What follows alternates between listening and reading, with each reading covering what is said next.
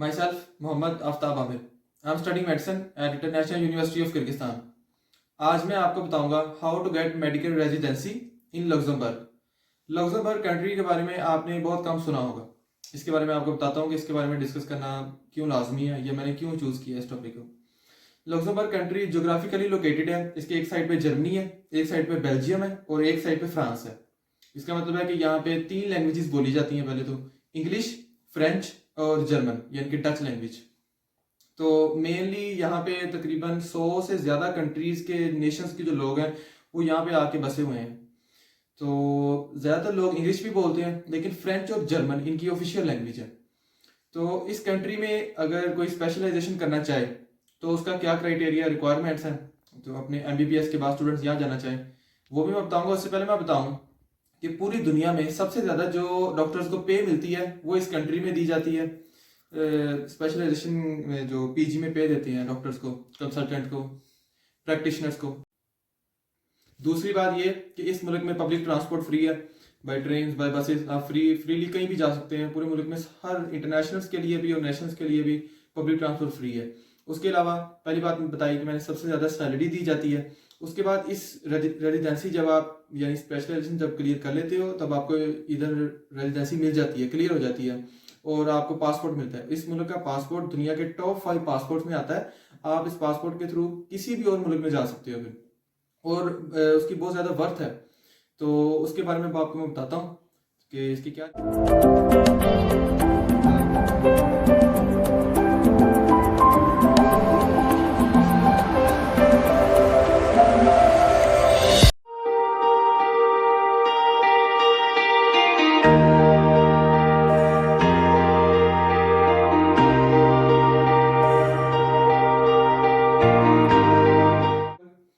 Requirements ये है कि आपने अपनी डिग्री ली है। उसके बाद आप सबसे पहले आपके पास डिग्री होनी चाहिए MBBS की या MD की या फिजिशियंस की। उसके बाद रेजिडेंस परमिट है, ये उनके लिए जो उधर की रेजिडेंसी, जिनके पास रेजिडेंसी है उधर की, ये उनके लिए। या international protection certificate, international protection certificate ये हमारे लिए है, हम इंटरनेशनल है। प्रोटेक्शन सर्टिफिकेट हमारे पास होना चाहिए, या फिर क्रिमिनल रिकॉर्ड होना चाहिए। क्रिमिनल रिकॉर्ड और इंटरनेशनल प्रोटेक्शन सर्टिफिकेट एक ही चीज़ है। ये हम यूनिवर्सिटी ये क्रिमिनल रिकॉर्ड सर्टिफिकेट हम अपनी यूनिवर्सिटी के लिए बनाते हैं क्योंकि हम इंटरनेशनल स्टूडेंट्स हैं, हमारा बैकग्राउंड क्लियर होना चाहिए। उसके अलावा good mental and physical health certificate, ये तो लाजमी है किसी भी मुल्क में जाने के लिए। नॉर्मली विजिट वीजे के लिए भी जाने के लिए आपके पास गुड मेंटल हेल्थ सर्टिफिकेट होना चाहिए। उसके बाद पासपोर्ट कॉपी, आपका पासपोर्ट कॉपी होनी चाहिए। ये थी रिक्वायरमेंट्स आपके पास। इसकी रिक्वायरमेंट्स ये है। उसके अलावा आपके पास इस मुल्क में जाने के लिए सबसे बड़ी बात यह है कि आपको कोई टेस्ट नहीं देना पड़ता, सिर्फ आपने अपनी डिग्री शो करवानी है। उसके बाद इसकी ये रिक्वायरमेंट्स है, ऑल लैंग्वेज है उनकी। उसके अलावा कोई टेस्ट नहीं देना पड़ता। उसके अलावा दुनिया में बहुत सारे ज़्यादातर जितने भी यूरोपियन ममालिक हैं उन सब में जाने के लिए टेस्ट देना पड़ता है। ये भी यूरोपियन कंट्री है लेकिन इसमें जाने के लिए टेस्ट कोई नहीं है। उसके अलावा हम आते हैं लैंग्वेज पे। लैंग्वेज में आते हैं 2 तरह के प्रोफिशिएंसी टेस्ट आते हैं इनके अंदर। एक तो होता है ट्रेनिंग सर्टिफिकेट इन जर्मन और फ्रेंच में। जर्मन और फ्रेंच में ट्रेनिंग सर्टिफिकेट आपके पास हो। इसके 2 लेवल होते हैं, B1 और B2। आपके पास B2 लेवल होना चाहिए सर्टिफिकेट, जो नॉर्मली हेलो हाय और सिंपल बोलने तक ही होता है, उसमें कोई फ्रेजेस वगैरह नहीं होती। तो ये नॉर्मली आप ले सकते हैं, इतना कोई मुश्किल काम नहीं है ये। या फिर आपके पास प्रूफ होना चाहिए प्रोफेशनल एक्सपीरियंस कि आप प्रोफेशनली फ्रेजेस बोल सकते हैं। जिस तरह उधर के लोग जर्मन या फ्रेंच बोल सकते हैं ऐसे आप भी बोल सकते हैं। तो ये आपके पास सर्टिफिकेट होना चाहिए। इनमें से एक होना चाहिए, या प्रोफेशनल या ट्रेनिंग, ये लाजमी है जर्मन या फ्रेंच लैंग्वेज में। उसके अलावा आपने एप्लीकेशन लिखनी है।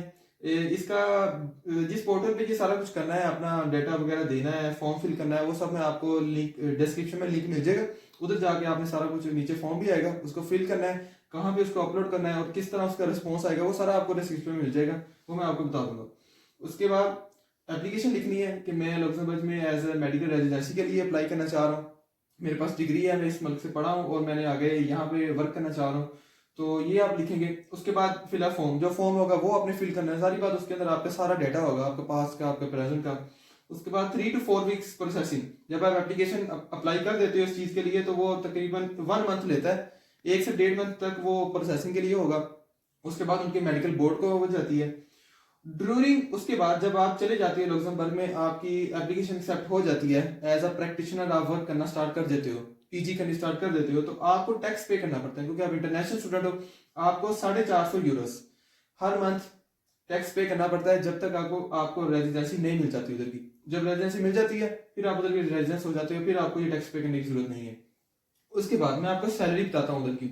सैलरी का ये है कि एवरेज जो सैलरी होती है ना डॉक्टर और प्रैक्टिशनर की, तो वो होती है 10,000 से 12,000 यूरोस तो पर मंथ।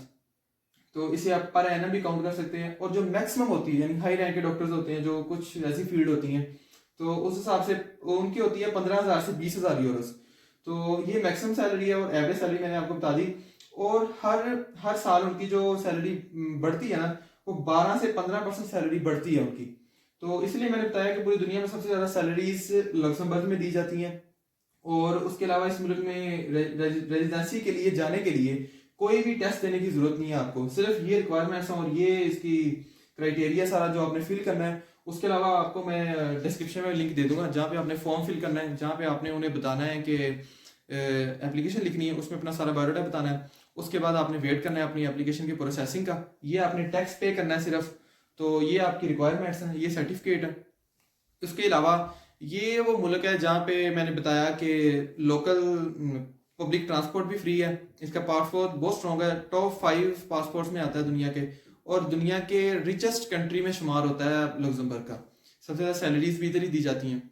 सो ये एक बहुत अच्छा चॉइस है स्टूडेंट्स के लिए, अगर वो इंटरनेशनली कहीं सेटल होना चाहें अपने MBBS के बाद, तो Luxembourg is the best choice for them. So thank you.